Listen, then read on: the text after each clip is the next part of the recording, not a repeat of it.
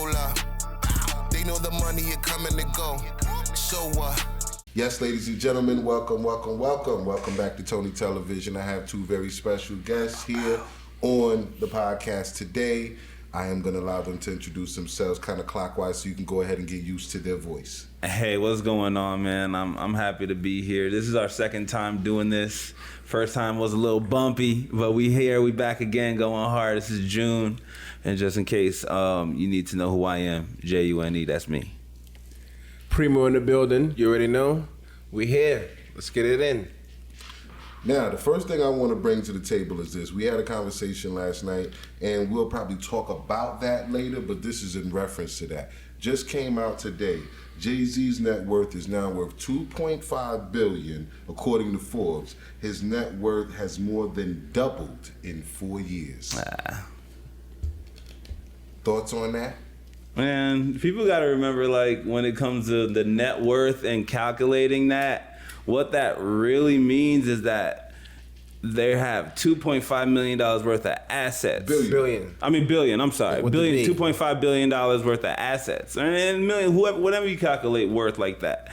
So, like, he don't got 2.5 in the bank, you know what I mean? He got a lot of companies that make a lot of money every year, and if he was to sell all of that, that's how much his assets are worth. His liquidation worth. So that's cool, you know what I mean? Shout out to having enough business assets to where you can get up to that point.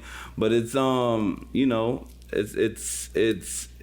it's not what we think it is in our mind. He has, like, that's like American capitalism money. Like, he has that worth of credit. You know what I mean? And I think that should be like more of the mindset, because he doesn't have it in the bank. $2 billion credit score. Yeah, he has a $2.5 billion credit score. You know what I mean? He can do anything he wants in the country, like, because that's credit. So, I think it's cool. Shout out to two. Isn't he like right behind Kanye right about now? Isn't Yeezy ahead of him right now? Was he? I think at one time Yeezy was $4 billion predicted his net worth. Anyway, I don't know. I know if you add him and Beyonce, they still beat out Yeezy. So him and Beyonce will beat out Yeezy. Yeah, and he divorced now, so. And that's this year, but you never know what Yeezy's gonna be worth by next year. You already know that. Now, you know what? I have a question, man, because this is something that a lot of young people and old people tend to debate, but I like to ask all people the question because everyone has a different perspective on this. But is this considered hip hop, what you hear now? Is it, young people tell me, man, it's just as much hip hop as when it was when you was coming up. And I'm like, no, the hell it's not.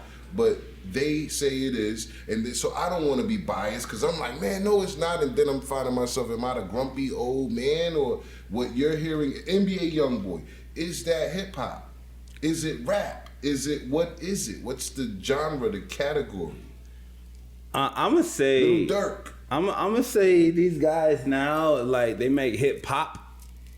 Hip hop. You know what I mean? If you want to coin that term real quick, I think hashtag that. That should be on a shirt somewhere. Yeah, I think hashtag hip hop is really, really, really popular right now, because it's all about being commercial. You know what I mean? And that's what the kids are listening to. They like things that are kind of wild and silly. So you hear all that, like the music. A lot of times, like, the auto-tune makes them sound wild and silly, you know? Like, a lot of it's that. It's not about being serious, you know? And that's what we knew to be hip-hop, right? Rakim, right? When you know, undeniable. It's not about being, you know, wild and silly at all. You know, we said, so I forgot what is the song. I'm serious as a heart attack. Nobody's smiling. You know what I mean? Like, it's nobody smiling. Right. Nobody in the whole place, you know. Nowadays, that's not the vibe.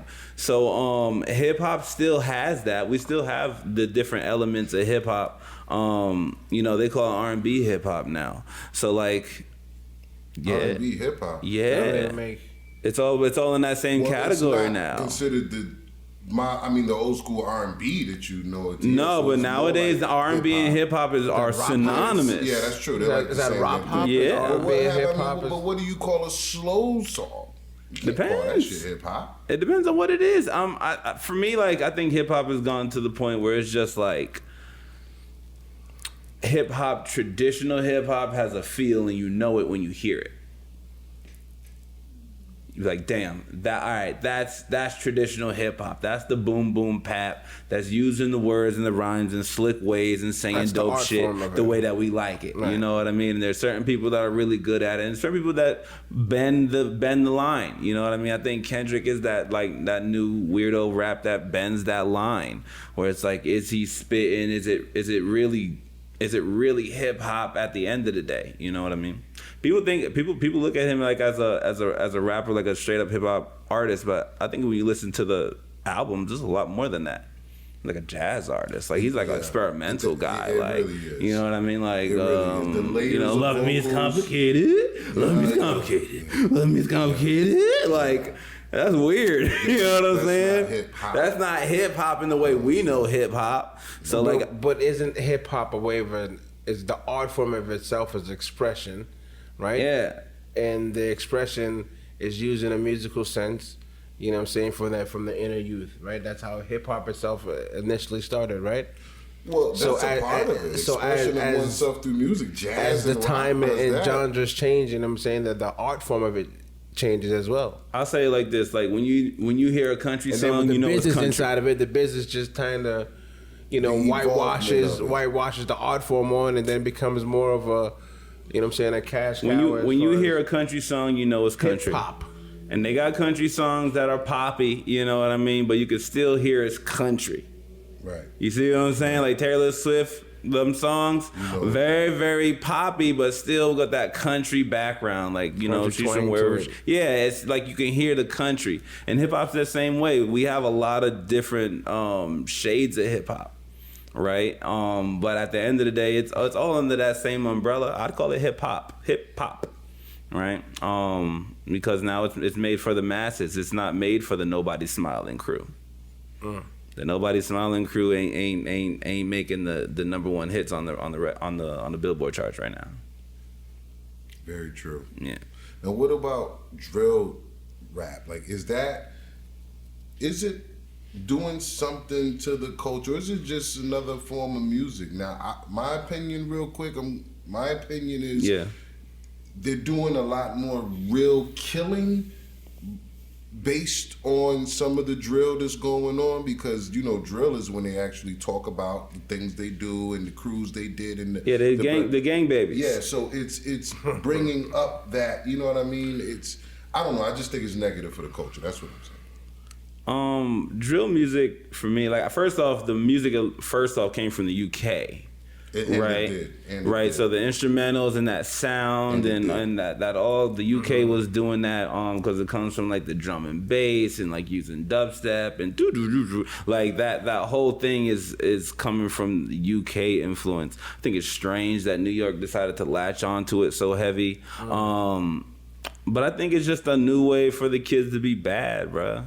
You know, like every era has their blood, their Crips, their whatever they want to do with it. I just think people are, you know, when people are in those kind of constraints, and it's like, bro, all you see is money all the time. Every time you flip up your phone, motherfuckers got whips that you could never have. So you put, you know, all this pressure on these young people, and it's like, bro, I can join these, you know, me and my homies, and they getting money.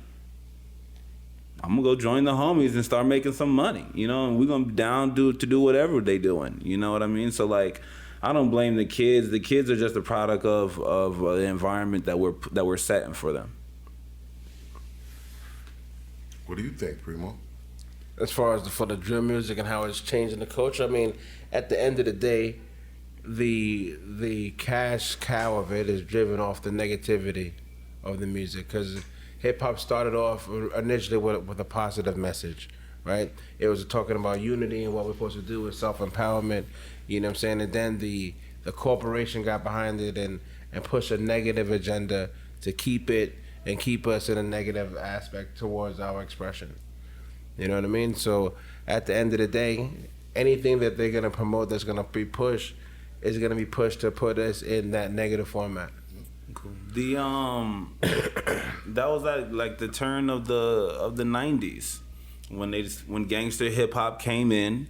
And they were like, all right, well, we're going to squash all this conscious rap. We're not going to put no more money into conscious rap. We're not going to put any more money into any positive black movement. We're going to put the stuff that's a little less positive to influence the kids. And they did that consciously. There's interviews of people talking about it. I think it was like one of the guys from Bone Thugs and Harmony.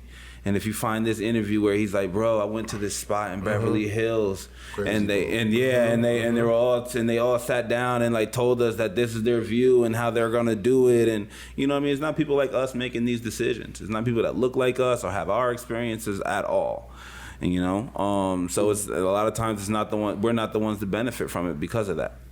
But they're using us to push the agenda. Yeah, well, it's always us. We've always been the vehicle. Welcome to America. I mean, speaking of that, right, on that topic, one of my favorite people has always been Dame Dash. Yeah, I love me some Dame. Dame speaks... Dusko Poppington, or... yeah, Poppington. You know, from the beginning, his whole movement was all independent, black people, like being independent, staying independent, not allowing other cultures to come in and culture vulture. He made so many great points where he was like, look, you can't go into rock and be... the biggest artist, the biggest promoter, the biggest manager, none of that, okay? They're not going to allow you to be. How can they cut? I mean, how is it so easy for another whole group of people to come in our culture and just run shit monetarily all the time? Was Kanye wrong when he was talking about that?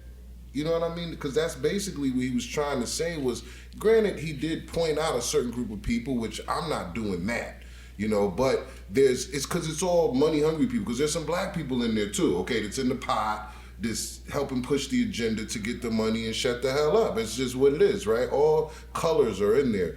But why is it that when we get something great and phenomenal, we could never be the sole controllers of the money? Do we even care about that? Are we just dancers and singers?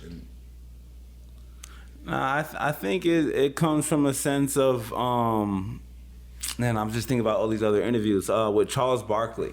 Charles Barkley was talking, he was sitting down once and he was saying that he go to all these different schools.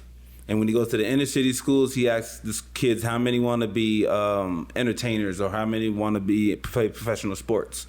He said when he goes to the inner cities, about 95, 98% of the kids, they all want to play sports or be entertainers. When he goes to the white kids' schools, maybe about 20, 25%, something like that. I can't remember exactly, but it was a very different, base in the numbers. And it was just like, I think what we see and what media shows us is what the youth aspire to be. So if what we see on TV is actors, movie stars, actors, rappers, and entertainers, right? People that can entertain, then that's what people are going to try to be good at. I think it's just being able to show different positive ways of getting it in America. He watched one of Chris Rock's special. He was saying that he worked really hard. He's like one of the best comedians in the world, and he finally bought this house. And he's like, you know what my fucking neighbor does? He's a fucking dentist. And owns a house right next to you. Owns your house right next to you, and you worked your whole life. You better than everybody else. You think you finally got it. And what does your neighbor do? He's a fucking dentist. That's probably not even his own pride. You know what I mean? Property. That's the America we live in. So we have to deal with that. That's what I think. Wow. What do you think, Primo? Now, as far as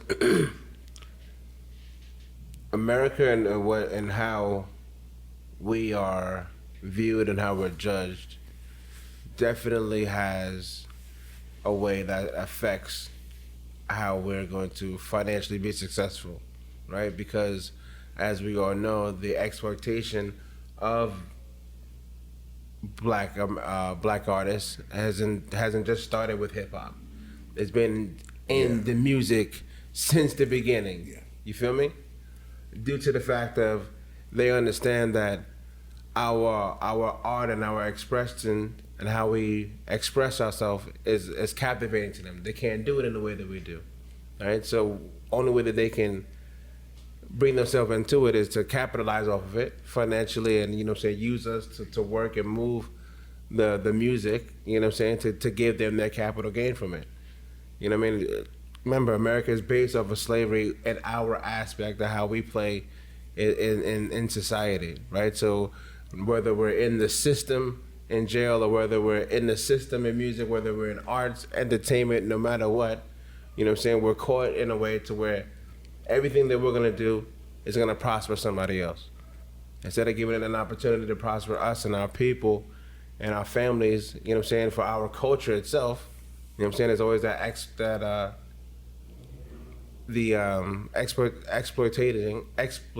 exploiting. Yeah, exploitation. Exploitation, excuse me, of everything that we do. Well, listen, is there a hidden hand?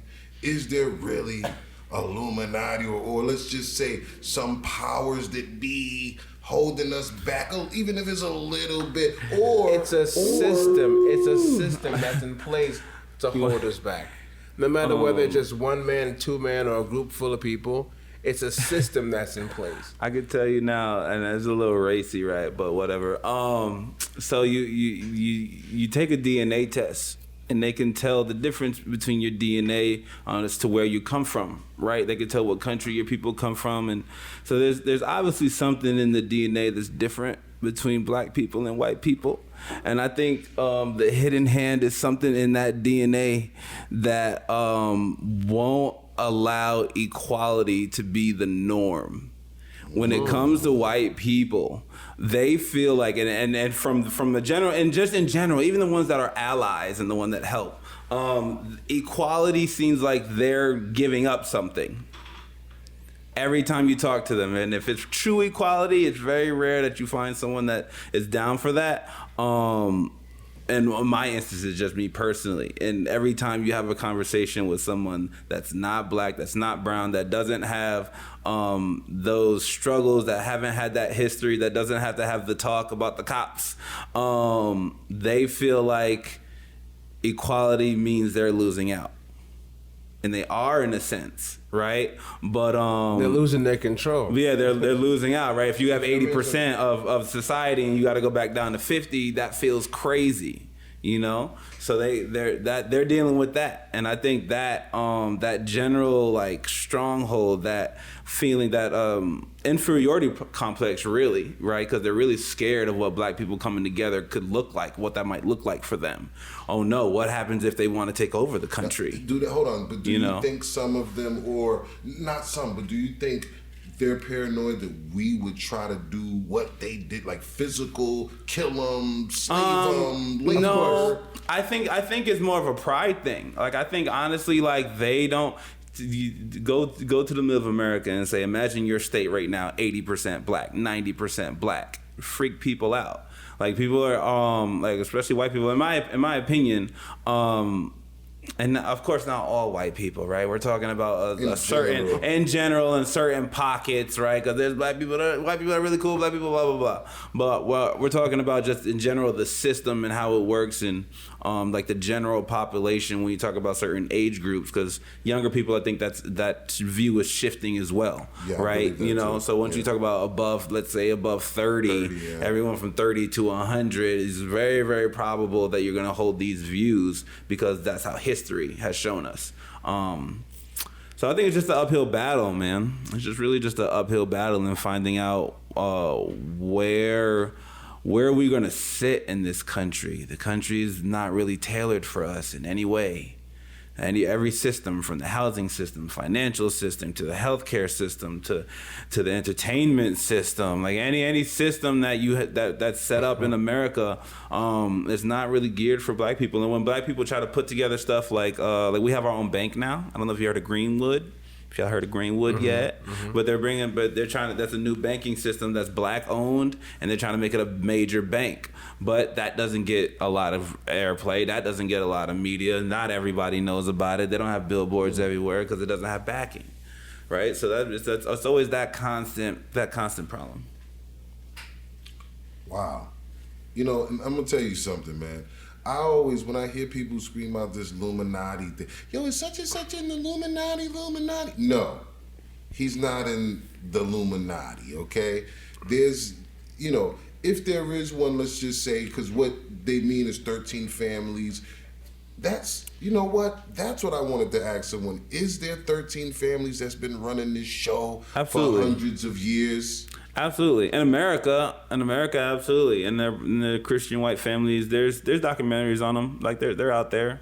It's not that big of a secret. They're mostly Christian white families that are behind the presidencies. Like they're the ones that are doing the fundraising and the one that raised the money for these campaigns and get these people elected. And they're the ones that really have the pulse on everything. They pay out the lobby groups and the rest of that. It's out there. The information's out there for people. It's not that crazy. Did they probably all get together and talk about stuff? Obviously they do. They don't have any other friends. The richest shit, right? You know what I mean? So rich. They're like, hey, I'm controlling 25% of the country and I'm controlling 30%. Like, let's be cool. Wow. You know what I mean? Like, you know, they don't have any. Who else are you gonna relate to? You know what I'm saying? Like, let's be true. Just be real about it. That's so yeah, they true. probably come together and. You know, do they do some wild shit every once in a while? I don't know.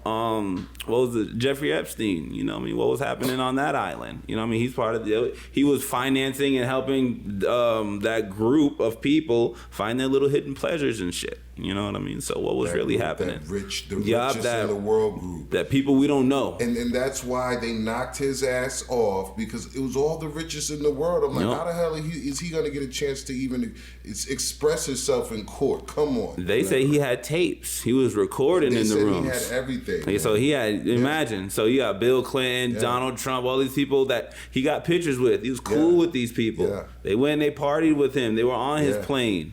Right, and that's documented. So they said his house was rigged with cameras all around. Yup. That was recording constantly. Yup. And hidden cameras too. Mm-hmm. So the footage was there, the audio was there, and that's why I think he just once happened they to be found dead. out that, oh shit, we got to get him out of here, and they knocked him off. That was another weird thing, because then it was like, well, the camera that was showing the hallway where his cell was, they had videotape of what happened, but then an hour before he died, there was a malfunction. Yeah.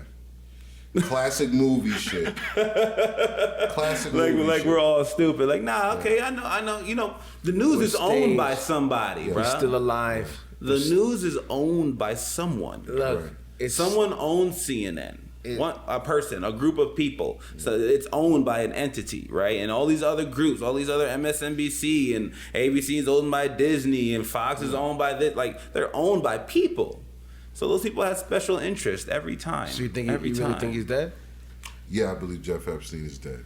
Yeah, they kill that dude. Yeah, they kill him. It's easier to just kill him. Too much stuff. If you have certain stuff, you can let certain people know that, listen, I need to be alive, all these certain things will come out. I mean, he could be in witness protection, right? That kind of thing. Right. Who knows? So, who knows? Jeff has another island. Let's call it all Jeff Island. Jeff could have another island. I mean, you know, Pablo Escobar, you know, built his own prison. He did build his own prison. You feel me? He did. Put himself in jail. He said, and had strippers and video games and shit. You know what I'm saying? You know what I mean? So you never know, man. I know America is way more Camera breaks an secretive hour than they before. tell us. That I do know. We should stage this little movie for you to watch. This is what it is. Jeff's out the back door. The old okey doke. Could be, man. I wouldn't doubt it. It's America and anything's possible in America. And besides, let's just say the man had enough money to get anything done that he wanted to get done. It wasn't the money. It's me the tapes. personally, I'm going to tell you where I stand. Watching this lady get convicted, that was a part of his situation. Yeah, the Maxwell. Okay, she's gone down, and she's spilling a lot now. You know, so What about the people who work there? The butlers and the people who work there. a lot of those people were Spanish. They didn't even speak good English. That's called immunity, brother. There was, Immunity, yes, there was a immunity. documentary of a butler, a husband and a wife who was on, who used to work there at the time. You know what I'm saying? They seen the whole thing, everything. Yeah, I saw how it somebody was else going that was there talking about it too. Yeah, everybody get But immunity. like he said, They that's get everybody immunity. get immunity, man. That's They definitely trying to go for the big horses they every don't want time. that. You know how the feds work. Yeah. I know. They want the big dog. Everybody else gets a blessing. Listen, as Yeah. long as you tell us what we need to hear, we'll make sure. Where you're from? You're from Costa Rica. Costa Rica. Yeah. Don't worry, you won't even have to get extradited to the United States. You can stay right here in Costa Rica. Tell us, write it on paper, and that's all we need to They know. Right? ain't charging the naked girls in the trap house, bro. Yeah. You know what I'm saying?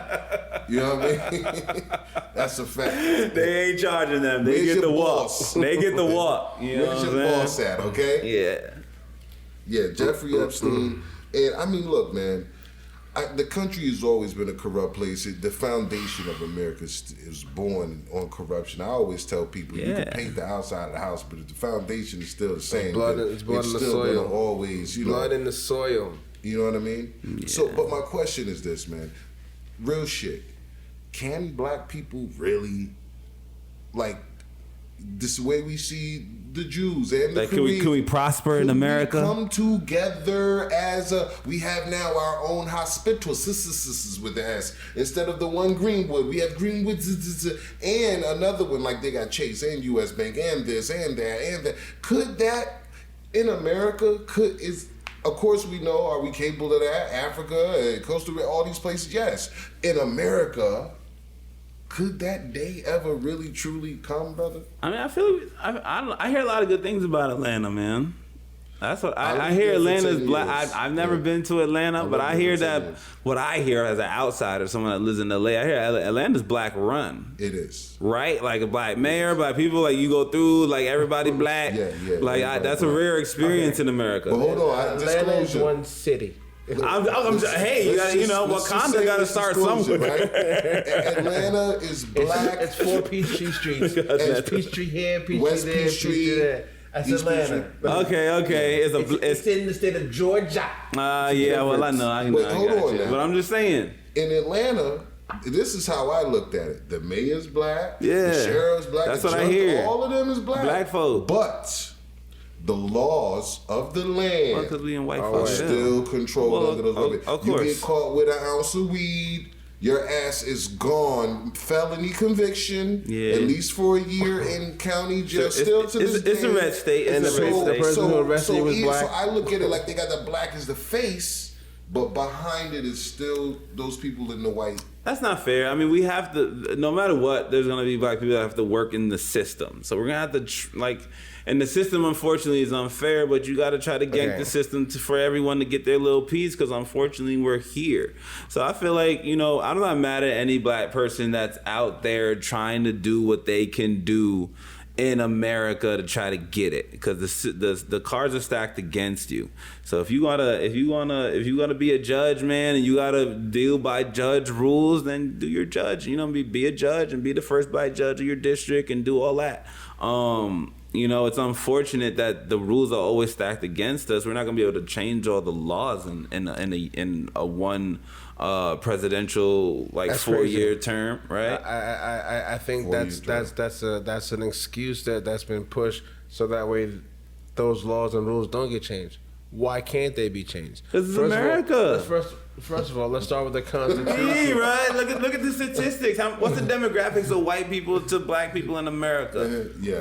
What are you talking It's about? You want ridiculous. like true equality? It's How? ridiculous. The numbers don't even make sense yet. It's ridiculous. They're looking at us first like have to start with the Constitution. exactly. I say throw the whole thing out. You know what I mean? I think it's they say all That's men the are. forefathers. Ain't no way they're gonna do Yeah, that. well, you know what I mean. Forefathers for who? Them. You know what I mean? I don't recognize your forefathers. You know what I mean? I don't Their feel a sense of On the land that patriotism they towards stole. none of that. On the land that Yeah. they stole and the rules and regulations that they You want came over here, stole and killed and made everybody sick and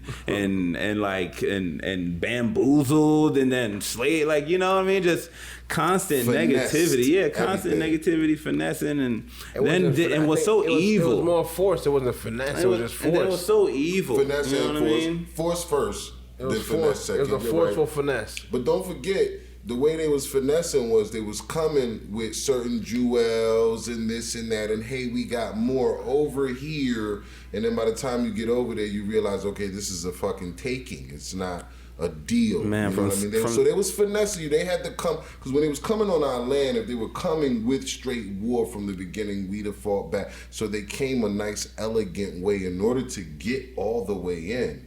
You know what I mean? So they was doing a lot of false trading, I want to say, but they was doing trading in the beginning, trading.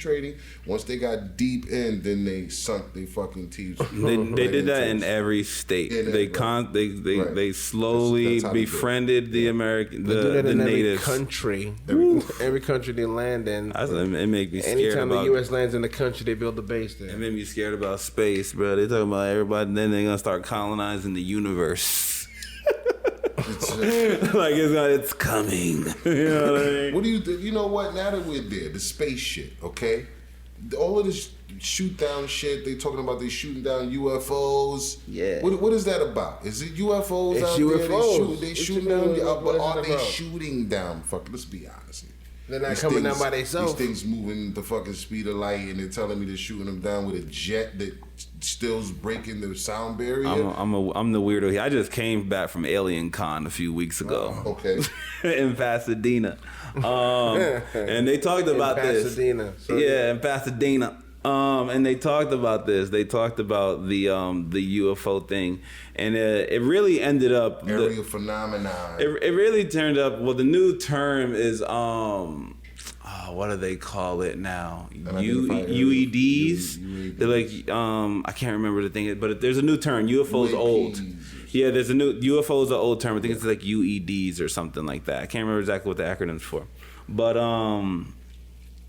it ended up being a big waste of government funds and news coverage because it was just some amateur balloon. It was like an amateur drone balloon thing, a project that someone was doing. It was a university thing. Right. That might be a cover up, right? It still might be part of the cover up. Right? It might be part of the cover up to say. At first they were saying it was for China, right? And China was spying on us. Yeah. Then it was, well, we don't know what it is exactly, and that's when the UFO thing started. But I think sometimes you have to take stuff at full value. I think it was really just they didn't know what it was and they shot it down and wasted a bunch of money.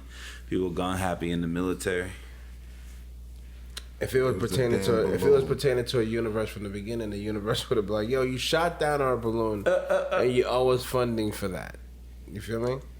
It's a cover up in reference to whatever they coulda, shoulda, woulda.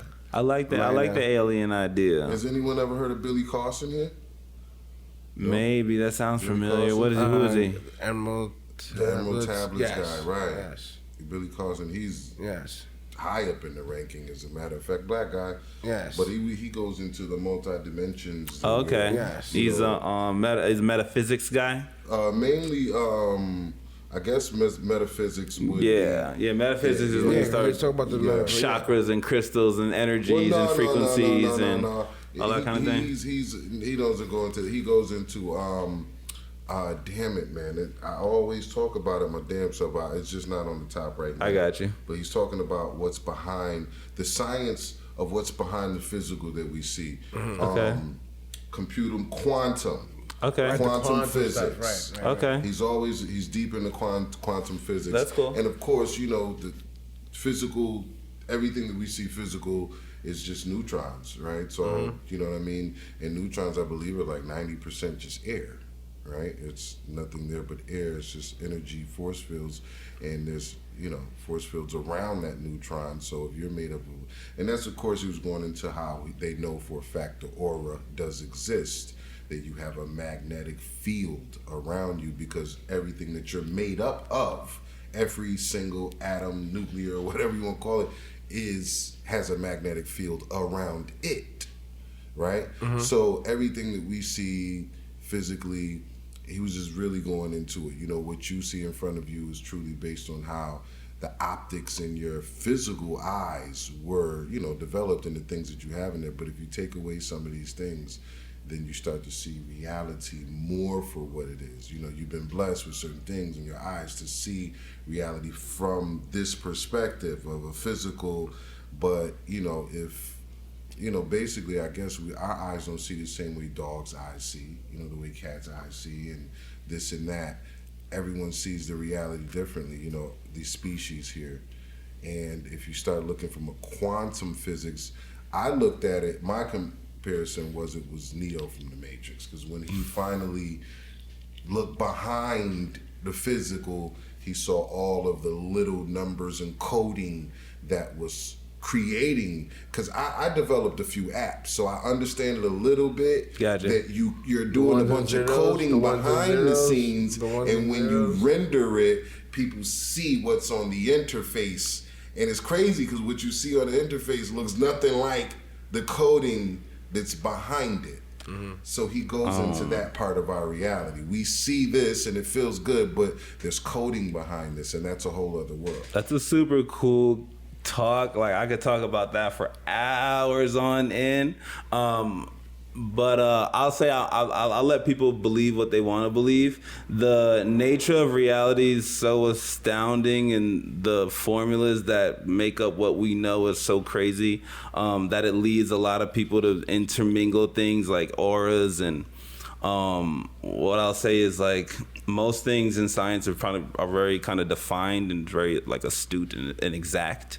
There are there's energy coming off of everybody, but it's probably just like more like heat energy more than anything. And if you had a special camera, you could see that heat energy. Thermal camera, right? So we all have certain things. There is a weak electric force that are in between the atoms, because if you rub your feet on a carpet, you can touch, right? So there is like electrical energy, but it's not anything that can move a needle per se, right? So that's not what this is. So like it's just a magnetism. They're definitely once you start understanding the laws of nature, there's a lot to be said for what can happen in the quantum physical realm and how that manifests in the macro world. Exactly. Yeah. He knows exactly. Right. It's things that happens in the quantum physics. It manifests and it renders. I kind of want to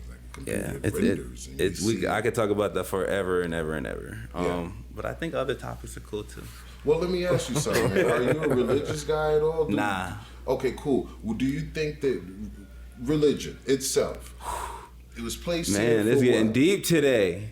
You want to get into this today? I mean, we could touch on these topics a little bit. You know what I mean? There's people out here. I'm gonna break somebody's heart talking about. Oh man, I'm not a religious person. I'm a militant atheist. Okay. And militant atheist is someone that believes that religion is actually like a negative thing for humanity, and I think it holds us back in multiple ways. I can give like various examples on how bad it is for humanity. There are some good things, and people feel good about some things that they do.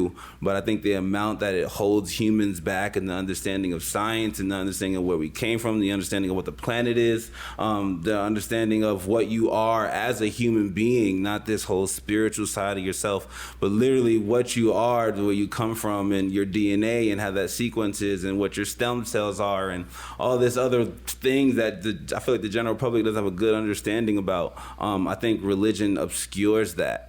I think without religion, we could be a little bit more exact about who we are and allow things to be a little bit more humane. Because I think actually religion obscures things. People like to cherry pick when it comes to religion. I like this scripture, but I don't like that scripture. What do you think the Bible says about slavery? What do you think the Bible says about women? When women talk out of turn, what should they do? What do you think about gay people? The Bible goes into all of these things that people that supposedly have a good moral compass just ignore. So I think religion is terrible, every single one of them. I think Buddhism is probably the closest thing to nothing that's centralized or has a deity to it. That's my thought on religion. I could go on forever, but yeah. Religion is a business. For the record, I totally agree with what that man just said. Religion is a business. Yeah, giving 10%, man, them tithes, man, and the pastor be in a private plane and laughing and in Rolls Royces. It's a business. And even the ones that don't, man, them dudes don't work, It's bro. a business because it's based on the fact that everyone has an opportunity to pay for their salvation. And in some shape, form, or fashion, the money that you pay will save and do what needs to happen to make your soul and spirit receive what is supposed to happen. It stops you from saying, okay, well, I'm a human on this planet. This Earth is in a solar system. The solar system's in this universe, in this galaxy. I'm a small thing, and the thing that within galaxies, within galaxies, there's multiple dimensions, and like my Yeah. value doesn't come from this afterlife. My value comes from the good that I could do right now. I have a limited amount of time. I have about 100 years. It's a fucking blink of an eye. I gotta do as good as I can do while I'm here. Yeah. Because that's all I have. There is no, I could be a shitty person now, but believe in God, and then I can still go to heaven and live in bliss for all eternity. Come on, man. You know what's so crazy? Religion is a business, and the Bible is the manuscript. Yeah. Oh yeah.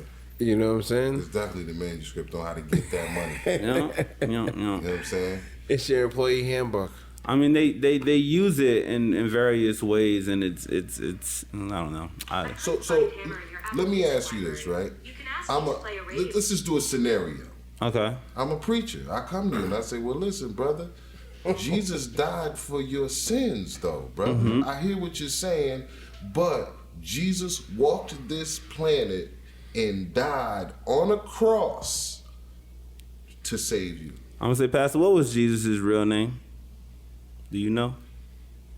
Jesus. Nah, bruh. He was from Jerusalem and that area, Iran, Palestine, and went through that and it was in that region. What did the people call him? And if a pastor can't first tell me that, then we're not even really having a conversation. Because his real name was Yahweh. And that's what the people called him. Okay. But if I know that, and I'm an atheist, so if you don't know Jesus' real name, you can't even have the conversation with me. You know what I mean? You going off of what you've been told. You know what I mean? You going off of what your grandmama told you and what feels good, right? But like if you haven't done any research as to where the story of that salvation and where all that came from, and how the Romans and the priests and each pope actually took the Bible and edited it and made each chapter what it was and then put it all together, how they excluded certain books that were really, and a lot of that comes from Egypt. You know, a lot of that story, Enoch, when you look at the story of Enoch, it's very, very close to the story of Jesus, and that's Egyptian scripture thousands of years before any of that happened. So I don't have time for it. The business. Yeah. The business. Like I said, I just came back from Alien Con. There was no Bibles. Don't tell me about it. There was no Bibles at Alien Camp. There was no Bibles nobody at had Alien. a Bible. You know what I mean? Well, we had a Star Trek guy. Speaking of that, this is something that's right up that alley. Okay. Did America ever really actually capture a ship, or was that all talk and hoax and You bullshit? talk about Roswell? Yeah. Did we actually capture one, or was it fucking all bullshit? So, from my research and what I understand, I think they might have. There was a newspaper on the next day that came out that had photographs and that detailed what they grabbed and what they recovered from the crash. That it was two bodies, that there was the metallic material, that it was hot to the touch. It was a very detailed newspaper that came out the day after in the Roswell region. The next day, the military came in and they came out with the weather balloon story. But that was the next day, and then everyone reported that. But there is still that paper of what exactly they recovered that next day. People just kind of pushed it off to the side. I don't know. I seen something, so you know, like I've seen like something crazy that I can't explain. So there might be some shit out there. You know, they might be coming. They might have been around. I've seen a few things that I just couldn't explain. I think there has to be. Yeah, I think most people have seen it. Every movie you've watched since you were a child to now has been training you on the fact that there's something out there that one day is gonna land there.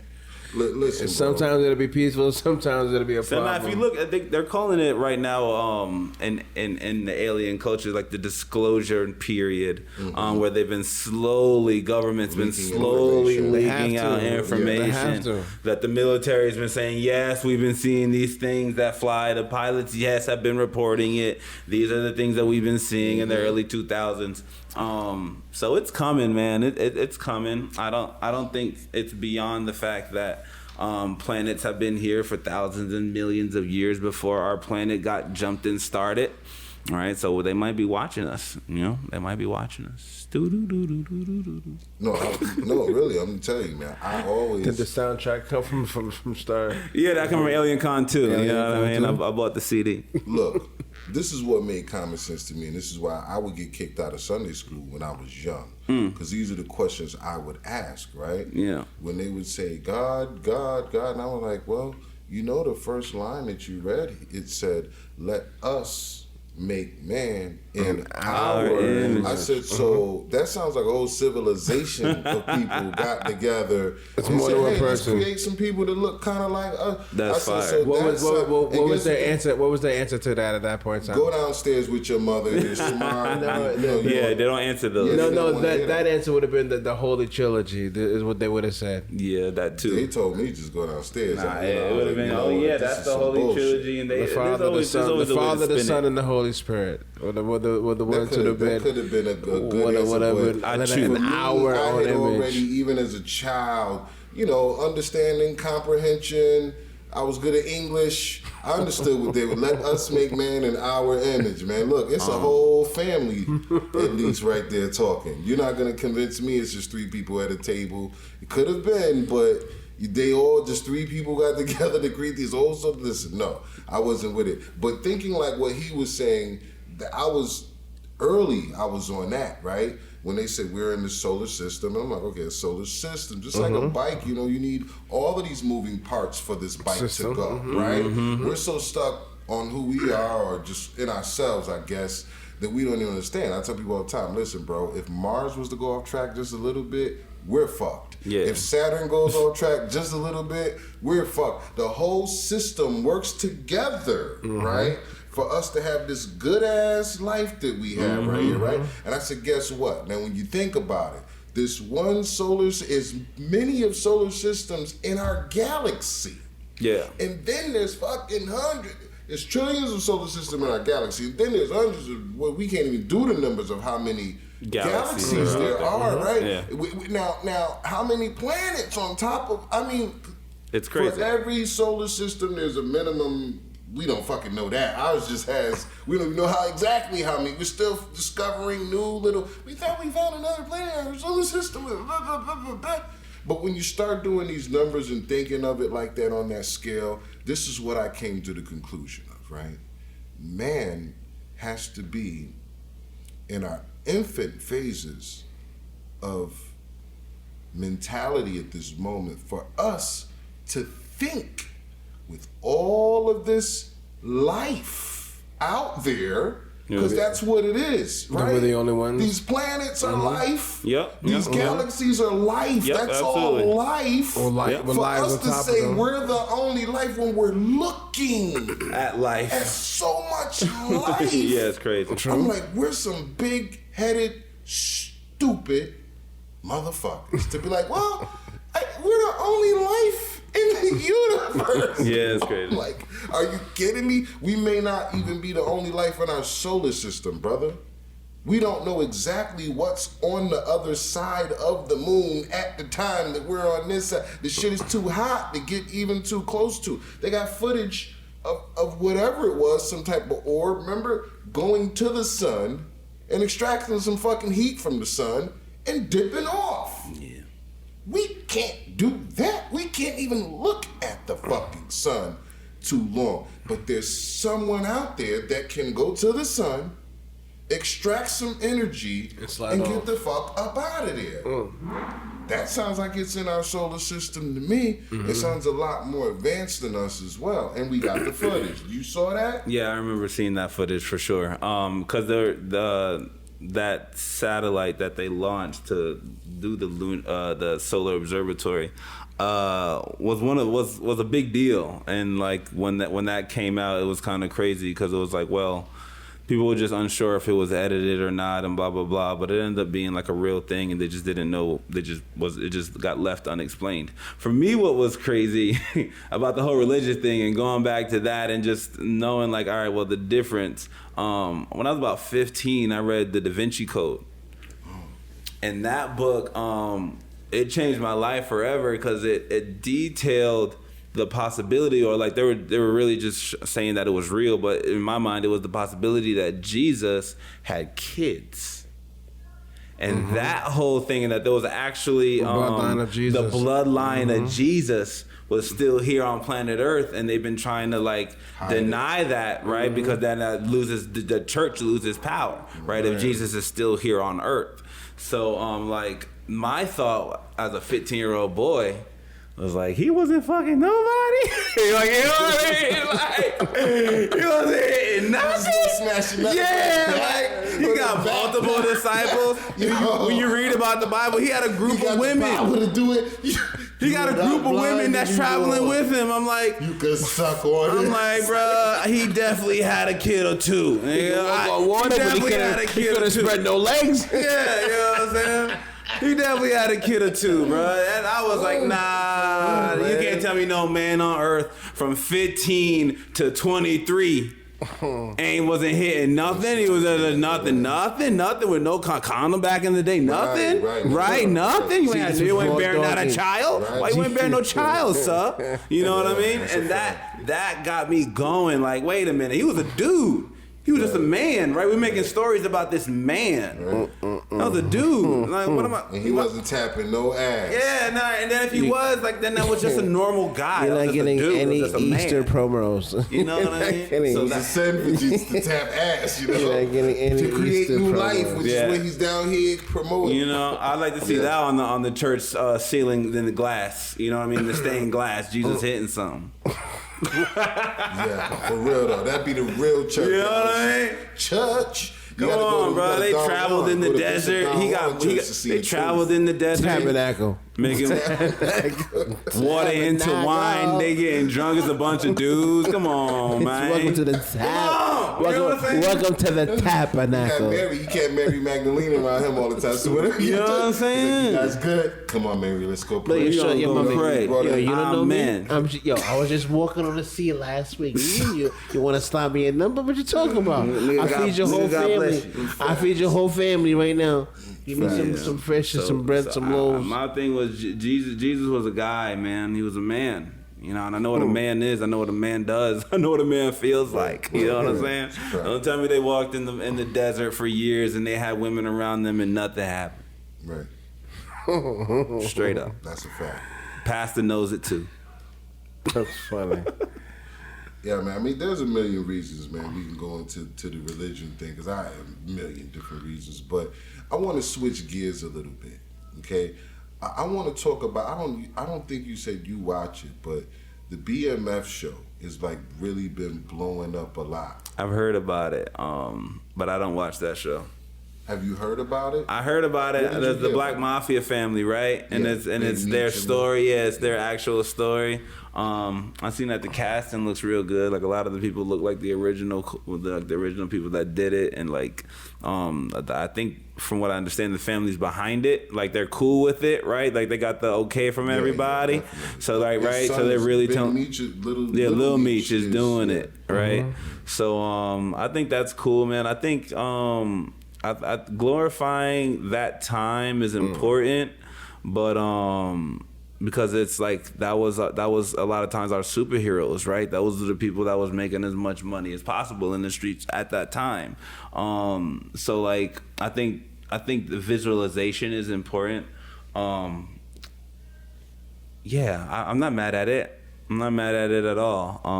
Some people will say it's a negative thing and constantly like glorifying this in black culture or whatever, but it's what happened. It's a documentary, low key, right? If you dramatize in a documentary, we're not telling lies. It's the shit that them people did, like, you know what I mean? So I think that's cool. Get paid. You know what I'm saying? Tell the story. But if you dramatize it, aren't you lying about it though?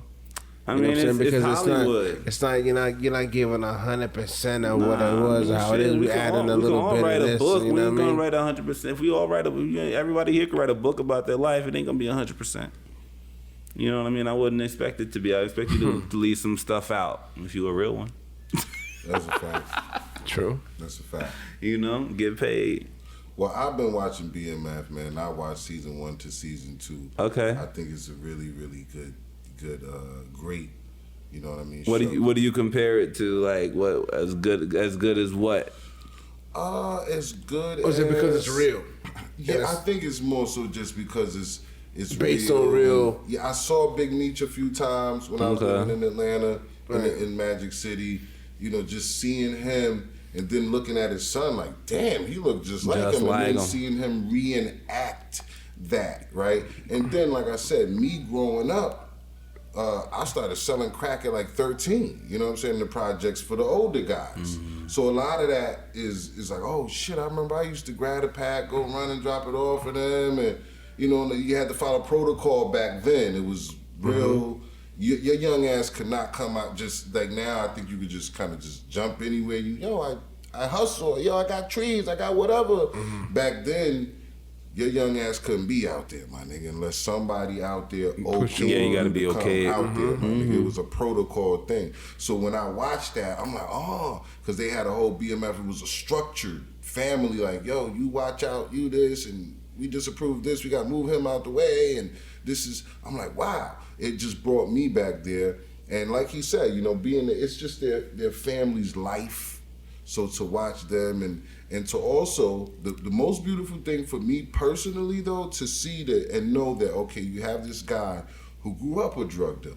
Okay, he grew up that way. He finessed it better than any other like black man in America. This nigga was the next level, right? Him and his brother finessed it.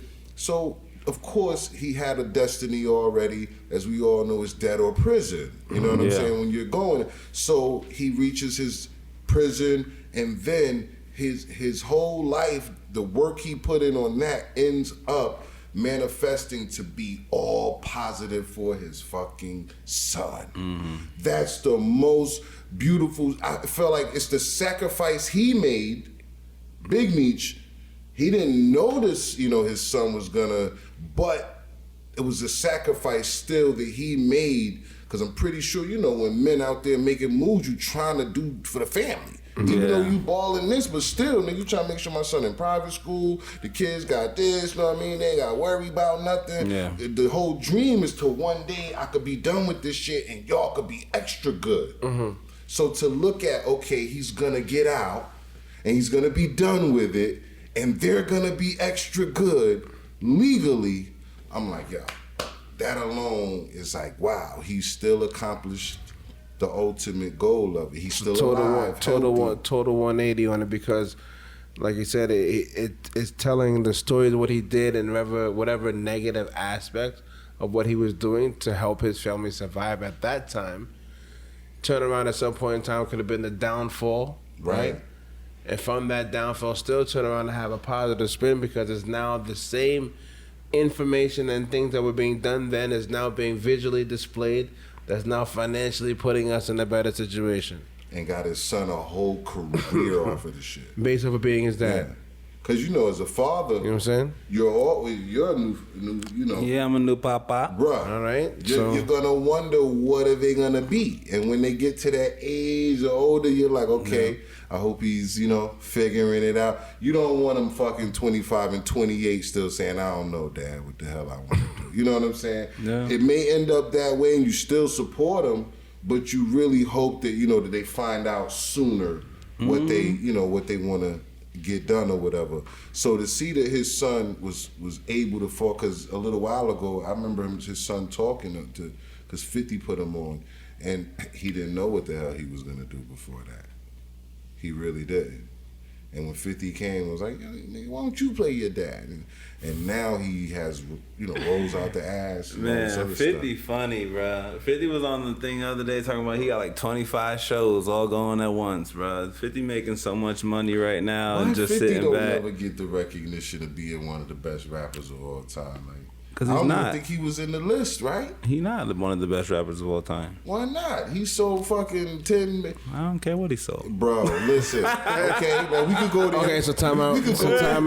Time out. But still. MC Hammer sold a lot too. Who That's gives? true. So But did still, Vanilla though, Ice. that's Nigga, true. jerk me off. I Who can't gives just a go fuck? with what he sold. Okay, but 'cause hold still, we on, gotta 'cause think, bro. that's a whole nother 50 conversation. changed the whole game with the mixtape shit. Even though niggas like to go into what he sold and all that, let's stop before what he sold. How hot did 50 had a motherfucking streets, especially in New York, with the mixtapes, my nigga? 50 That has. shit was lit. 50 makes good songs, but he's not one of the best rappers ever. Like he makes he good makes good songs. songs. He's a great vocal artist. He's right. You know what I mean? Like, when makes the great last time songs. 50 said something, I was like, ugh, that's it. Like, Jadakiss will mop 50 up Yeah. on any song ever, forever, anytime, battle. forever. They did battle. You know what I mean? Jadakiss and 50 battled? Well, they was going at each other for a minute. Oh, really? A G Unit and D Block way back in the days. Oh, I didn't know that. They mopped them up real fast too. Yeah, I mean, come on. real fast. That's why you ain't here, because it was real. Yeah, fast. come on. You know what I'm Them saying? boys are crazy. Real fast. You know what I mean? So 50 gets honorable mentions in making money, you know what I mean, and wearing a suit really well or whatever he does. You know what I'm saying? Like a little pit bull in a suit ass 50 Cent, bruh. But you know what I mean? Like I think it's cool that he's doing that he pivoted. He don't gotta drop albums no more. Nah, never. You know, I think it's cool that when rappers can do that and be like, all right, I used it as a stepping stone because it's not made for you. Every time he put out a new project, he just put out a little cut that goes On the project. album, You feel me? I'm getting sync licenses on my songs on my TV shows that I'm putting out. And the songs sound hot on the show. Every it's time, dope. and they always go with it. Because it's cut with the visuals and all You the feel rest. Jay-Z started that when he was doing like direct drops. I think it started with the Magna Carta album, where you could just automatically have it if you had like a T-Mobile. Samsung. Yeah, if you had a Samsung phone. It was the Magna Carta. Yup, He the started Magna that. Carta He's phone. right. You can just have it, bam. He's right. And he was already dropping it with stuff. That day he did that, it froze Samsung's fucking whole shit. Yup, it crashed I remember their that. site. It crashed their site. He was the first rapper that. Yeah. You know, I gotta give it to him. He's right. I thought about what he said. Jay-Z has innovated a lot of the way rappers do business nowadays. Like that alone, like So that makes him the don't give greatest, him the that makes credit. him the of greatest being- rapper. Oh, Well, I mean, 'cause that's like he said, leading it to our comes with- conversation from It yesterday. comes with a lot of the package. So the rapper is based off of business, or it's not based off It's a of? part of it, but I ain't a business. I think would be a smart, like how well he does business. You know what I'm saying? But it's also Jay-Z. I don't know. It's innovation, brother. He's innovated a lot of shit. You know what I'm saying? Partnering with alcohol companies and then promoting your like, alcohol yeah, company in like, your song. He's everybody does. Like a lot of things that rappers making do money. nowadays. He just- That Ace of Spades, the boy. platinum. He brought the platinum. He brought the Cristal. He brought the Cristal, dropped that, and started his own thing. He said, niggas on the listen, boats, 40-40 he was in my club. lifetime. I was like, who was this nigga on the boat? Like Dame said, who the skinny nigga on the boat? That was way back then before rappers was on Who's boats. who's the brother. first Like, rapper with a Bentley and a Rolls Royce? yeah, Like, you know, he was, yeah. when you think about it, like, was. you know, rapping and luxury, like ultra luxury, no one did it before Nah, Jay. Nobody did before. Nobody Jay. did that. Not No one. ultra. I mean, and you got to give Diddy. Diddy was right there with him. You know what I mean? But Diddy's not a But rapper. Diddy was a CEO. Yeah, and so Diddy's you not a expect rapper. him to do it. You know what I mean? But he was, you know, it was Diddy and Jay Z and Sandra Pay doing yacht contests. Yeah. You know what I'm saying? And it was only them two doing that. Nah, that was crazy though. So, I mean, look, man, who's the best rap group of all time? Let's start with group before we go to duo. I have my duo in my head, but who's the best rap group of all time? So my first, Wu-Tang. yeah, my first was gonna be Wu-Tang. Rap group. Yeah. My Wu-Tang. second was gonna be Tribe Called Quest. Oh. I love me some Tribe Called Quest. And then third spot, I mean, I don't know. Outkast, man, they got so weird at the end, bro. But they can both spit so crazy. Duo. They're in the duo. Okay, they're not. You gotta have three to be a group. We all running with Wu-Tang. Once you said Wu-Tang, ain't nobody. Yeah, ain't nobody gonna be sick so of the duo. They got that Wu-Tang Saga on the Hulu right now. That's going crazy. I love it. It's going crazy. I like the dude that play ODB. On dudes, he good to the T, bro. I love it. I love it. I love that. But what were you about to say? The duo. Okay. What about the duo? Best rap duo. You were mentioning Outkast. What duo's better than Outkast? That's the question. Do you say old school DJ and rapper is a duo too? Can I say Eric B and Rakim? No, because it's a producer. Because a producer. Right. They're not. They'd call themselves a duo. That's a group.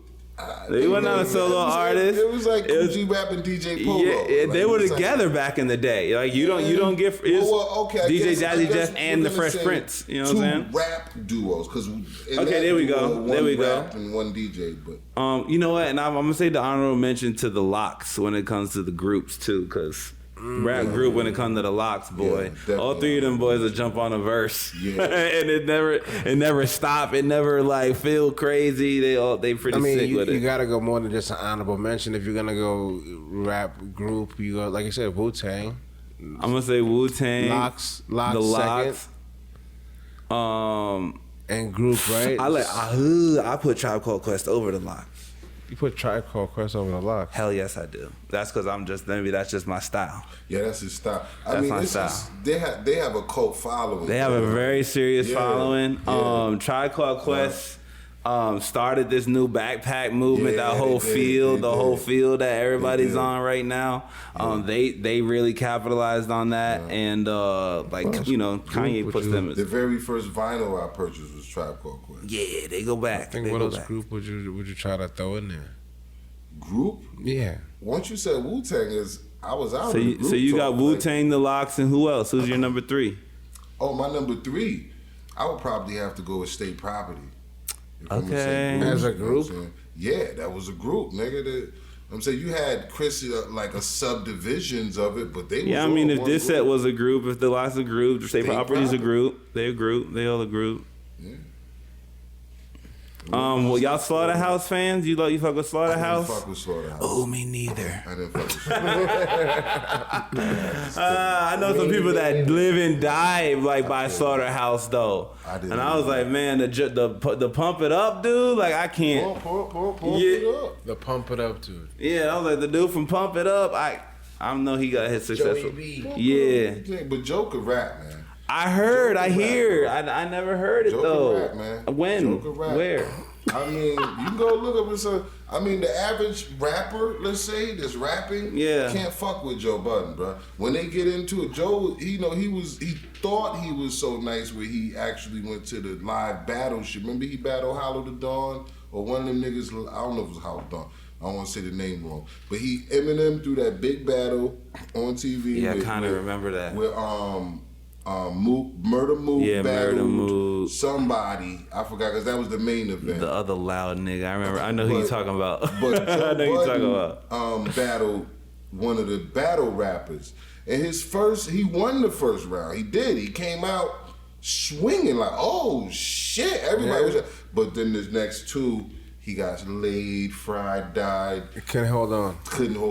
That first, he was wobbling. But He's against the ropes. The fact is this: 80 to 90% of rappers could not win a round against true fucking URL battle rappers. They couldn't win one fucking round. Bro. But battle rapping and what's called that's what I'm saying. It's like a special gift. My point is. Joe could really rap, bro. At least he go into the battle rap world and get one good round, because most niggas. Yeah, but that's one good round in the battle. Listen, I love Method Man to death. He was always one of my favorite rappers, but him versus Math Hoffa, and you could tell Math Hoffa even took it light on him. He could not even win a round, bro. He was rapping like the record, you know what I mean? Because he's a rapper, so he's really rapping like the record, which I'm a fan of Math. But the battle rap shit, they not rapping like the record. You know what I mean? They ain't got a record to rap thing. like. That's what I'm saying. It's a whole different thing. Joe know how to do that kind of shit and make a record when the average rapper cannot. They just know how to make a fucking record. They can't do that rapping to you off beat, just crazy. Yeah, Joe, saying funny, witty things, using things around you. It's just that no one really. He has a fucked up reputation, I guess I want to say. Like, he's clouded. But everybody know Joe could rap. It's just, he got beat up by, what's his name? What's the nigga from Jersey? Then the other niggas, they went to his man house and smacked his man on camera. Yeah. And go get that nigga. Go get that nigga. And that nigga was, and closed the door. Bloop. Right at it, you know, so it was a bunch of shit that took his street credibility so much back in the day. That's why everybody put him over here. Then he got with Tahiri. You know, Joe was the first nigga to start that reality TV podcasting. Yep. He got with Tahiri. And then, you know, heard he was beaten up. And then she ran off with rappers that added to your corniness again, right? So, I'm just saying, the nigga always could rap everybody, but no one... He can't say, I'm going to beat you up or I'm going to shoot you or I'm going to go settle. You know, it's not believable. But yet, that motherfucker could rap. Is that a light skin thing? You know what, man? It just like... Let's really get into it. Hold on. What's really there? How many hard light skinned rappers are really out there? What? Let's name a light-skinned nigga who got dark-skinned tendencies or past or Chris Brown. Chris Brown, nigga. I mean, I don't want to. Dark skinned nigga. I don't want to talk about it in that context because it's demeaning, right? We don't want like that. That's a slave thing. So it's having fun. A black thing. It's having fun. It's having fun. We're gonna paper bag the rappers. It's having fun. It's having fun. But that's still like we could talk about public perception. Like why can a light skinned rapper be considered hard?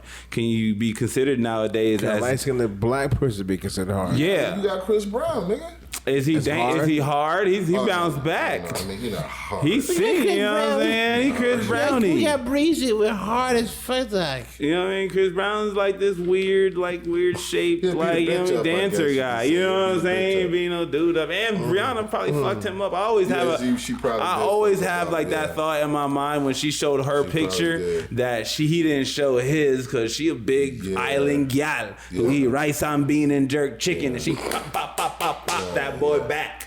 You know what I mean? I heard she did though. That's what I always felt. You know what I mean? And then she was like, "Damn, you hit me too, you piece of shit." I'm gonna show everybody the pictures.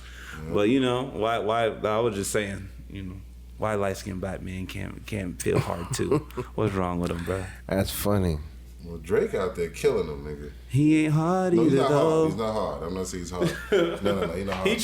He tried to mask up and, you know, talk about guns and whatever, but it's all so funny and serious. Sticks and stones. Chrome on chrome. Did Drake just say chrome on chrome? I'm on his car. I have strong feelings about Drake. What do you think about Drake? Yeah, I just have strong feelings about him. Like I feel like they let him just take it over with his cheesy, corny shit. Like that's cheesy, corny shit. Yeah, cheesy, corny shit. Like mostly, like I don't know, man. Like Drake has a lot of songs that they call hits, but like in my mind, like the replay value on any of them or anything that he's talking about, like Drake has like a good team around him and the beats always matched really well and he's like the fucking like Disney kid, like I don't know, like you know what I mean, like they have like good production teams like Britney Spears and Christina Aguilera and Justin Timberlake. He's the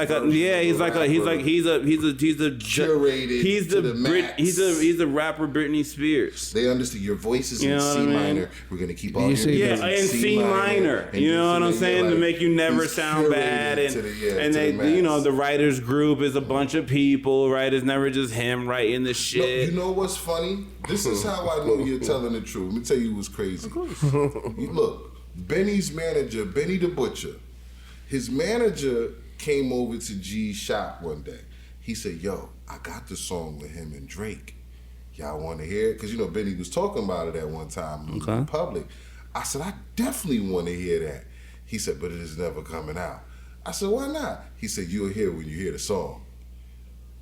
Drake tries to get on a Benny type of beat. I'm thinking, maybe Benny getting on a Drake type of beat. Drake tried to get on a Benny type of beat. He tried it, you know what I'm saying? Smoked. Benny smoked his motherfucking boots. This is why they'll never clear it. And so it's just like you said, they curate, what the public hears to make sure that he sounds, great. But I guess he was trying to feeling himself in the studio one day. Nah, let's rap over that beat, nigga. Like, yes, I could do that.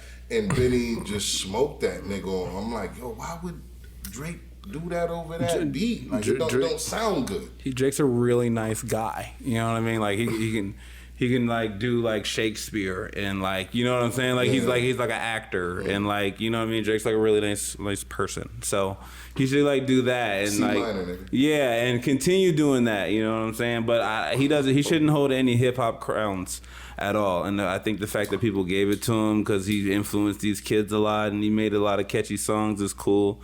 But I'm a Pusha T fan. I like the Pusha T, all that vitriol that he spit towards Drake. I'm a big fan of. He smashed Drake too. Oh man, you seen the picture of Drake in blackface?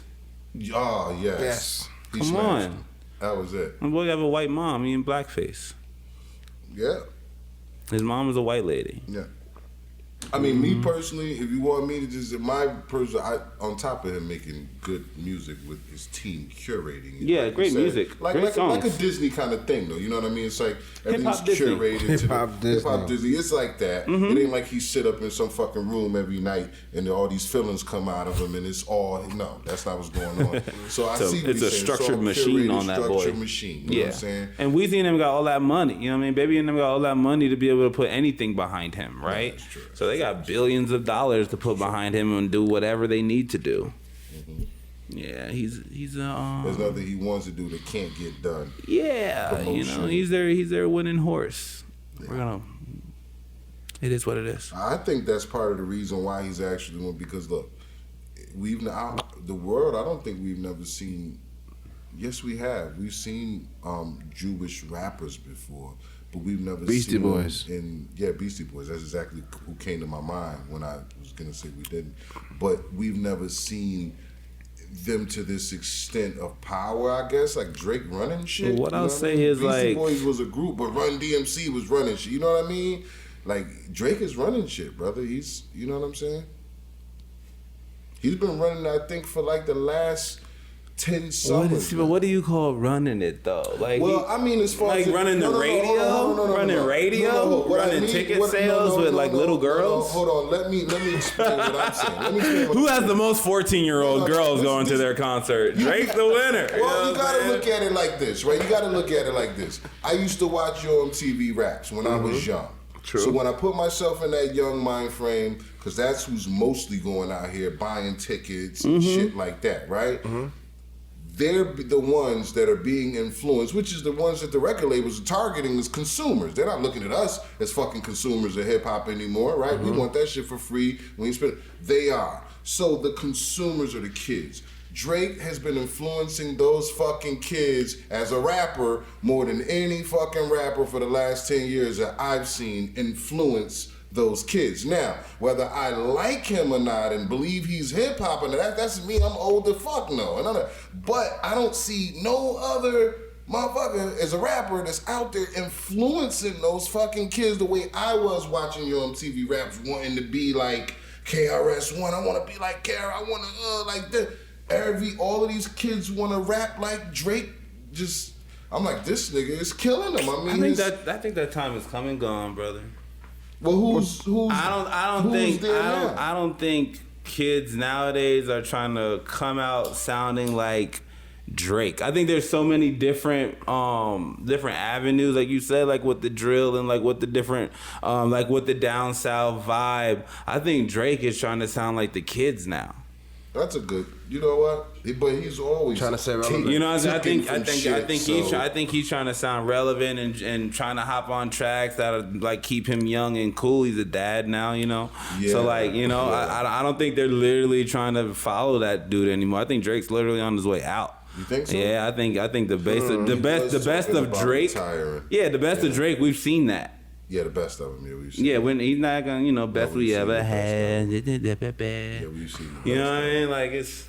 I don't know, man. I like Drake when he's singing. I like what Drake when he's singing. I'm more than just an option. Yeah, hey. Like I love Drake. I love Drake when he's singing. You know, Houston, Atlanta, Vegas, her. Like, you know, all the singing songs are cool. When he started rapping, and I liked when he was dissing Meek. That was dope. Back to back. Yeah, back to back was cool. Back to back because it was sassy. So how did Meek lose because you know we lost. Meek is a scream rapper. Meek can't. He can't say no. Yeah, he's a boy going. He always talk at one level. Oh God, I can't listen to Meek shit for too long, bro. It's like he's just screaming. He's screaming the whole time. Scream rapper. Yeah, so like, you know, he's not like slick or saying like witty things. Like he just kind of like He just screaming at you and saying mad like, words. yeah, and he's just saying it and just rapping and he's talking about his life and it's cool, but it's not like, you know, I'm listening to him for content. Most of the rappers, we're not listening to them anymore for like what they're saying. It's the vibe. It's all older guys that we do that for. But anybody that's 30 and younger, it's the vibe. It's very rarely we're hanging on to the words. I think like J. Cole is one of the few people where I like actually listen to the words. But even Kendrick, man, people give that dude a lot of credit. I don't listen to Kendrick's words like that. Most of the time he's rapping too fast for me to understand what he's saying. Like, and then it's not hip hop in the way that it was delivered to us. Like it's this weird abstract hip hop. So I don't know. I think it's just people in general have to just kind of like figure out exactly where hip hop is about to land, man. Cause there's a lot of different ways it can go. You know, and we're looking at it now and it's like, is Drake leaving out? What's gonna be the new thing? You know, is conscious hip hop making a return? You know, we're in a transition period right now. I believe it and is. You know, we are in a transition period. Yeah, so we'll see where it goes. Conscious is coming back. Yeah. Yeah. I think that's a positive thing. Conscious hip hop is important. I want to say one thing. Like when it comes to, I think the older mentality has to kind of quit with this too. With thinking the record labels run shit. They don't run shit anymore. Right. They're whatever marketing dollars, every time that shit don't hit, record labels are slowly getting less and less important every fucking year. Now it's streaming. Whoever could be on a playlist, the Hip Hop 100 playlist, whatever everyone's like playlist on Spotify, whatever other thing. Exactly, Hip Hop Caviar. You know what I mean? Whatever playlist that's way more important. That's who runs shit. That's way more important than getting a deal. Hip Hop Caviar runs shit. I don't need a deal if I'm on that list. Yeah, that's a fact. At all. No, at all. You eat it. Good. You set up. Good. Hell yeah. You good, and now you can go and you get fans, and now you'll go on tour, and you don't need none of that. Yeah. You know, so I think the record labels are becoming obsolete. Yeah. Becoming obsolete. I can make the song in a space this consumer. big. You know what I mean? I can make a song in a space half this big. Well, I'm gonna tell you what now. The record labels are definitely becoming obsolete, but I'm always one who still stands on this shit is still politics for me, right? I'll look at something like the Hip Hop Caviar playlist, and I could probably almost guarantee you. I have not looked at the list, but I could probably almost guarantee you that probably 80 to 90% people that are on that list are backed by major labels. Absolutely. Why? Gotta be. Because when someone gets that much power, it becomes business at that point. True. They just ain't throwing a motherfucker on that list no more because he got a hot hip hop song. Nah, motherfucker, what's your budget looking like? Yeah, you gotta pay. You gotta pay in. This and that. So who has the money to fucking fill up the spots you know that? You know what's crazy? The people that's working in the major labels. Those lists take months. They're months. You gotta go in like 6 months. You gotta have your single way beforehand and submit it to them because they already have months in advance of people that paid to already get in there. Yeah. So you trying to drop your single in the next 30 days. Not if you're trying to get it on that list. You better wait 6 months so you can get it on that list and then drop it. Shit is crazy politics. It's just free game, little free game. Little free game. Nice. Yeah, man. So, I mean, what do you think? Where do you think hip hop is going next? My answer was it's going to women. What do you think is going next? To women. To women. She just knocked what's his name ass up. I think she about to come with a hot ass album. Mulatto coming out. I don't know, the whole estrogen thing right now and black masculinity being that's put down and I don't know, man. It's just the way it's looking to me is the Oscars, all of this shit. I'm looking at it. It's I don't know. It's a bunch of women and men looking like women, and I'm like, shit. It's looking more womanly. Like when they get the winning, it's more screaming. I don't know. I think the women are just the women are having a moment right now. are having a whole moment right now for like the last. I mean, it really started with, I guess you could say Cardi, but it was really Nicki. It was really Nicki. It really was Nicki. And Nicki was doing numbers. Nicki came right after Drake and did big-ass numbers. And she brought women, like, being a woman superstar hip-hop person back, you know? Then Cardi came in and made it authentic again. Right, so then you got Cardi, you got City Girls, you got Mulatto, you got Glorilla, you got all these other different artists coming in. Glorilla, right. all these other artists coming in where they're kind of taking Trina's lead, right, and kind of continuing Bad that. bitch. Yeah, you know what I mean. Foxy Brown, Trina's lead. I think that'll always be a section of hip hop. I don't know if it's going towards that. I'm not mad at that assessment though. I'm not mad at that assessment at all. It's very possible that I can't find myself to sing any of these girls' songs. Like I can't find myself to be like fucking that bada be da ba blah blah blah blah. Guess what? But guess what though? It's a lot of young black men the way they're coming up right now. Yeah, they do. They find themselves. See what I'm saying? They do. And then I look at it as a business person. I do for me, right? To be honest with you, if I had, let's just say 2.5 to invest right now, and somebody say, yo, but you got to put it in a rap artist, or up and coming with somebody rap. I just see so many girls winning fast that I would probably invest mine looking for the Glorilla of LA. Not saying the style, but like, yo, I'm looking for her of LA, where she at, before I go try to find the DMX of LA.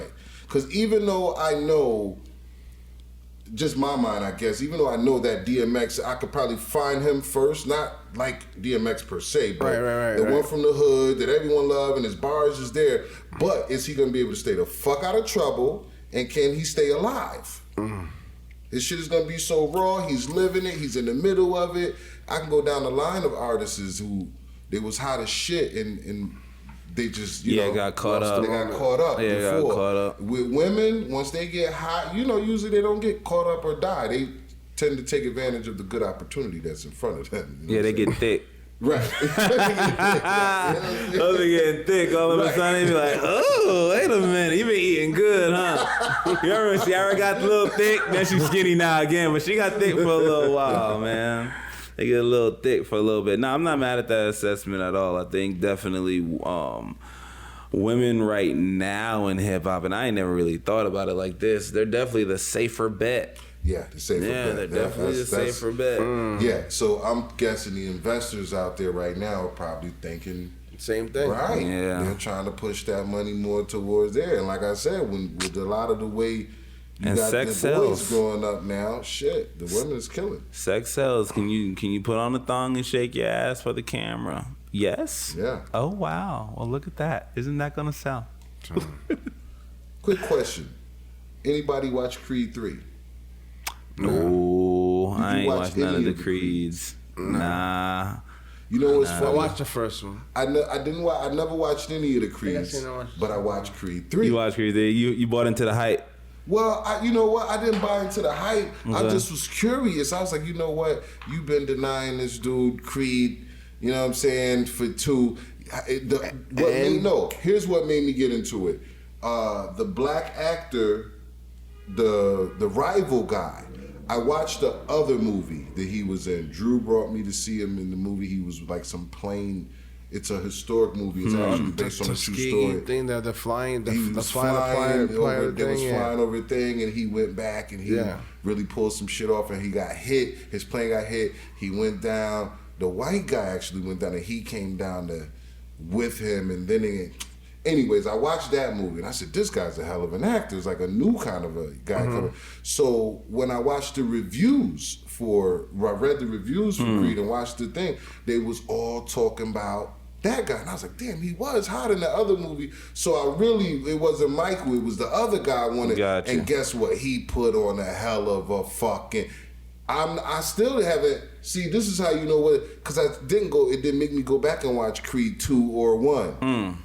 I watched that one like 3 times though. Because that guy put on a hell of a mother... And that's why Michael B. Jordan went and got him. Let's make that clear. He put on a hell of a fucking little nice act. He's someone to watch. Have you ever seen The Five Bloods? Never heard of it. Oh, that's it's a Spike Lee movie that he's in too, all black cast. And it's about these veterans that were in, I think, the Vietnam War, and they go back to Vietnam because they had found some gold, and they stashed it there. Oh. So then the 5 old black soldiers go back, and he's one of the sons. And it's crazy. I'm not gonna ruin the movie for you because it's a Spike Lee joint and it's worth checking out. When did that come out? A few years ago, 2-3 years ago, it was like one of the Oscar contenders. 5 Bloods? The 5 Bloods. D.A. No, D.A. The 5 Bloods. Yeah, it's a Spike Lee movie, right? Yeah. So it's The 5 Bloods. And that the guy that plays opposite of Michael B. Jordan's in it as well. And people die. Like it's like a weird comedy drama that Spike Lee did. It's a cool movie. I'm gonna go check that out. Yeah, definitely want to look that out. Yeah, I've check that out. Been a Spike Lee fan. Yeah, The 5 Bloods. Do the right thing. Do the right thing. Yeah. So look, man, who is gonna win out of the Javante and Ryan Garcia fight? That's my shit right there. That's my Where shit. you putting your money at? All right, so I follow Ryan, but I don't follow Javante. Don't follow Tank, huh? I don't follow Tank. Really? So you're not a Tank fan or something? You know what? I just think Ryan, when you watch him, is more impressive. When you watch him in his drills, when you watch his speed, when you watch his like low-key power for how small he looks. Cause he's not a big looking guy. He kind of lanky looking, but he be knocking people the fuck out. So you're going with Ryan? No, I'm not saying that I'm going with Ryan. I just said I follow Ryan. Right? It sounds like you know what I mean. Ryan, but I follow him. I follow Ryan. I'm just saying because we placing bets. You said you gonna go with Ryan. If I place a bet, man, you're not going with the guy you follow him. No, well, I'll tell you this. I respect Floyd. Mm-hmm. You know what I mean, and I know who Floyd's riding with, so it becomes a very contentious thing for me. Like I can't go either way, because I respect Floyd more than I respect Oscar De La Hoya. You know what I'm saying? So do I rock with Team Mayweather or Team De La Hoya? Rocking with Team Mayweather, really. You know what I mean, and whoever they put up. But Ryan is such a phenomenal talent that he makes that weight, like weighing it kind of crazy. I don't know, man. I think Ryan might end up getting knocked out. That's what I think might end up really happening. I think that might be like a shocker. And like, you know, he just get humbled and like he have to work back to another big fight. I'm gonna have to take it up on that. You know what I think, man? As much as I love Tank and I love to see him perform, for me, I'm like, okay, he's a hell of a fighter, but it's truly more so the performance, right? It's like Mike Tyson. You come in and knock a motherfucker out. It was like, oh! But when you put him up against Vander Holyfield twice, a man who got hands like a motherfucker. The art form. The art form. He had nothing for him, right? I love Javante. I love to see him knock a motherfucker out, do that quick up. But the reality is, Ryan gonna tag his ass. Romero, that last fight, not the last one, was it? Or was it the one before the last? The Romero I think that was the last one. Okay. If you recall, that guy was winning on the cards. Ryan called Even him out on that. Mayweather and told him in the corner, listen, you got to do something. He winning. You got to knock his ass out. And it was later in the fight. So he can be outsmarted and outfought Outboxed. and outboxed. But if you can withstand and not get knocked out by him for those 12 rounds, You good. you can get that W. You going to attack? You got know the what I'm box. saying? You can't fight him. You got the Because box. I've seen, I think maybe twice, I've seen it where he was getting beat on those fucking cards, and he ended up getting a nice knockout later on in the fight. Now, if you don't get that knockout later in the fight, and you have an experienced fighter who can fight you off and get some good defense going, you get one or two good ones, but he shake it off and give you. Then he's gonna have. I think he's gonna come across that day. He can't knock everybody the fuck out. I don't think Ryan Garcia is Canelo. Yeah, I think you talking he's about not. him like he He's Canelo. He can't move like Canelo. Okay. You know what I mean? That boy's gonna get touched, and when he gets touched, can he take what Tank's gonna give him? Tank said his chin's soft. Yeah, that's the first thing he said. He said, when I touched and when you his saw chin, it, it was soft. I looked at it close. Yeah, He's it moving was him. kinda- He's moving him. He was. He's moving him. He sized him up like a motherfucker. Yeah, it's like a grown man looking at a little boy and being like, all right, you're going to step in the ring. Like, you know, I'm going to teach you a lesson. I felt like that was the energy it was. And then Ryan was trying to trying to get there as well. I get you. He's skilled. I really like Ryan Garcia. He's super talented.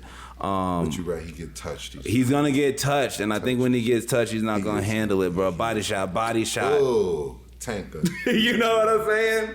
He's a skinny guy. You know what I mean? Yeah, Tank is right. short and like kind of stocky. Pitbull, little Yeah, pitbull. that's what He's Mike did. That's what he's a Mike little did Mike compared Tyson. to the. You know what I mean? And Ryan's not Evander Holyfield. He don't got that power. Evander. He can't knock you. He can't Evander. push you off with his punches.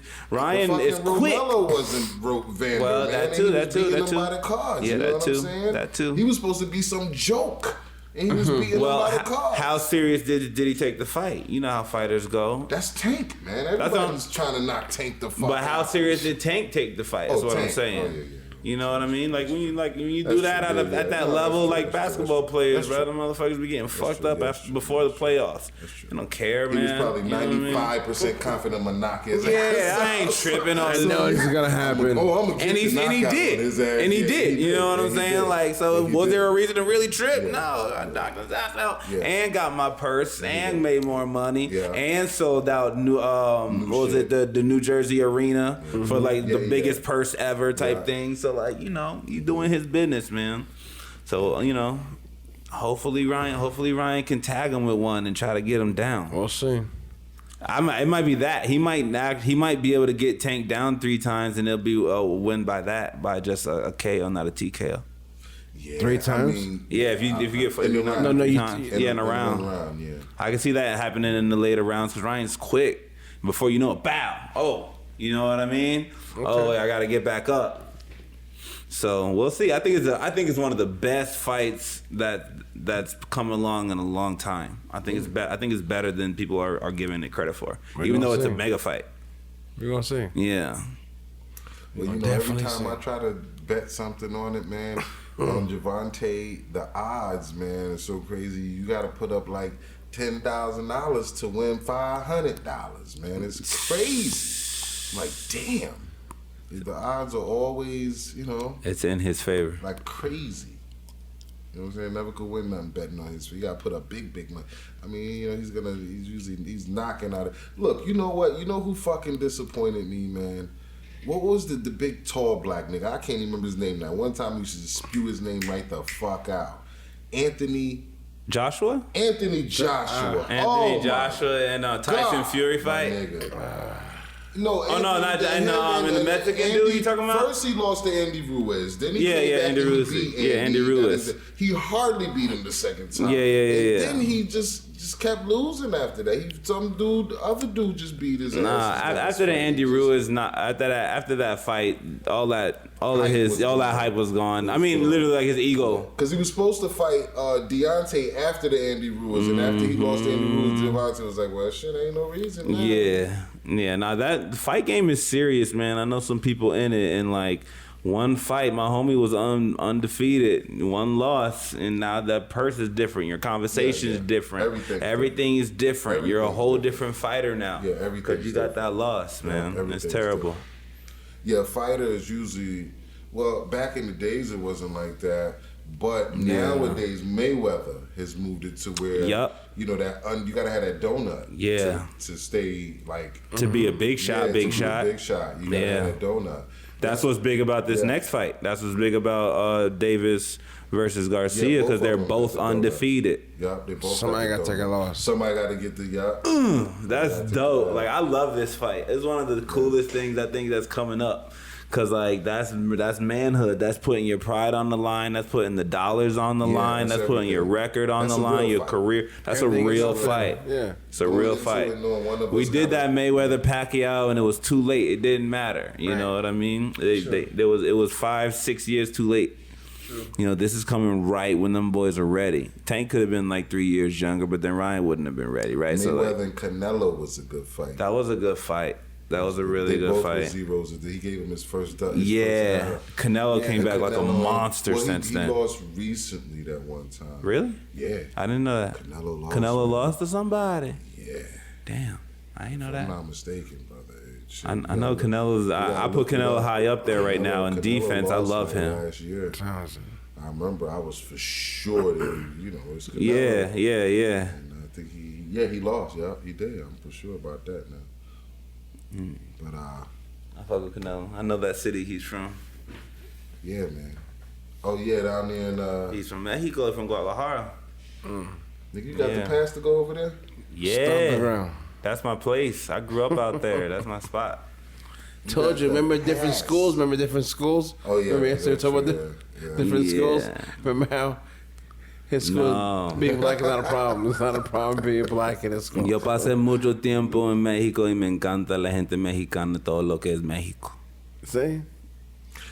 Mexicanos para la pampa se necesita una poca de gracias All right. Mi familia. Y arriba. Yeah. The Bamba was written by a black guy. Mexicanos al grito de guerra. That's funny.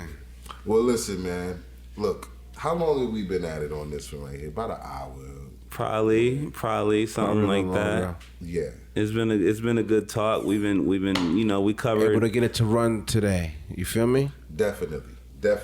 Yeah, we talked about space and Jesus and Drake. And Walking Drake. on water, but can't part Space, a pair of Jesus, legs. and Drake is the name of this episode. Walking on water. But can't part a pair of legs. Didn't we say Jesus was hitting bitches from the back? We were talking about fucking Jesus. Yeah, I want to look up in the church ceiling. Jesus on Pornhub, Jesus. That's my quote. I'm telling you, this is gonna change the whole viewing topic. That's my whole quote right there. I need Jesus getting freaky nasty because he was a dude. Come on now, y'all know what it is. Y'all watching this, bro? He was a man. But he was a holy man. All right, bro. He was a man playing I'm just playing devil's advocate. Every priest in the Catholic Church is a holy man too. Right. Right. You know what I mean? Amen. Facts. And that's not me. That's them doing it. Don't be mad at me. Preach. When they doing it, you get mad at me for saying it. Yeah. Preach. You know what I mean? Every Sunday. Yeah, over here touching the little boys, man. Jesus touched somebody too. Amen. He had his chick married with him. Yeah, he had a bunch. Yeah, he had a bunch. Yeah, no, it's his gospel. The people that know the gospel, they had women there with them as they were preaching the gospel, and they had a huge women thing. And Mary was the top woman of the group, so she was keeping everybody in line. That's his bottom. Yeah, Listen, man, you always gonna be in that from city to city. Some of them gonna change. Some of them gonna be here. Some of them gonna get knocked the fuck off. But you is manage them all. You top hoe, okay? Hey, you now have Jesus, a baby, you did. Jesus is Superfly, all in one. the same chapter.